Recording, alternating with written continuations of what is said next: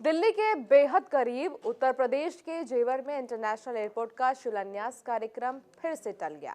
PM Modi को airport का शिलान्यास करना था, लेकिन अथॉरिटी अभी तक किसानों से जमीन का अधिग्रहण ही नहीं कर पाई है, जिस वजह से इस कार्यक्रम को कैंसिल करना पड़ा। आपको बता दें कि केंद्रीय मंत्री महेश शर्मा एयरपोर्ट बनवाने के लिए कई साल से प्रयास कर रहे हैं ताकि लोकसभा चुनाव से पहले एयरपोर्ट का शिलान्यास हो जाए और इसको अपनी उपलब्धि बताकर जनता के सामने रखा जा सके, लेकिन बार बार किसी न किसी वजह से शिलान्यास नहीं हो पाता है। रिपोर्ट देखिए।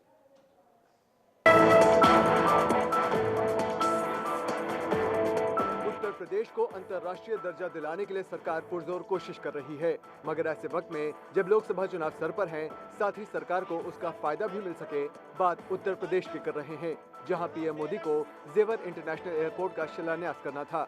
लेकिन अब जेवर के इंटरनेशनल एयरपोर्ट के शिलान्यास पर संशय के बादल छा गए हैं, जिसके बाद एयरपोर्ट का शिलान्यास का कार्यक्रम रद्द कर दिया गया।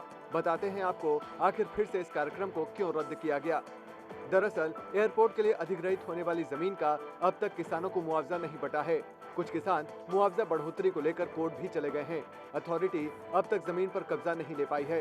प्रशासन इसी माथापच्ची में लगा है, जब अथॉरिटी के पास जमीन ही नहीं है तो एयरपोर्ट का शिलान्यास कैसे कराया जाए। ये पहली बार नहीं है जब एयरपोर्ट के शिलान्यास के कार्यक्रम को रद्द किया गया है। इससे पहले भी कई बार तारीखों में फेरबदल किए जा चुके हैं। करीब साल भर पहले ही यूपी के सीएम योगी आदित्यनाथ ने इस बात का ऐलान किया था कि पीएम मोदी 25 दिसंबर को उद्घाटन करने के लिए आ रहे हैं, लेकिन उस वक्त भी इस कार्यक्रम को अंजाम नहीं दिया गया। आदरणीय प्रधानमंत्री जी के 25 दिसंबर के नोएडा आगमन के कार्यक्रम के दृश्य मुआयना करने के लिए मैं यहाँ पर स्वयं आया हूँ। जमीन हमारी आपकी नहीं किसी के बाप की। एनसीआर में नोएडा ग्रेटर नोएडा निवेशकों की पहली पसंद बना हुआ है। यमुना विकास प्राधिकरण बनने के बाद इस क्षेत्र में भी निवेशक आ रहे हैं। जेवर एयरपोर्ट के निर्माण की घोषणा के साथ ही देश विदेश के निवेशकों ने एयरपोर्ट के आसपास निवेश की इच्छा जताई है, लेकिन सिक्के का दूसरा पहलू भी है जो दुनिया के सामने ही नहीं आया।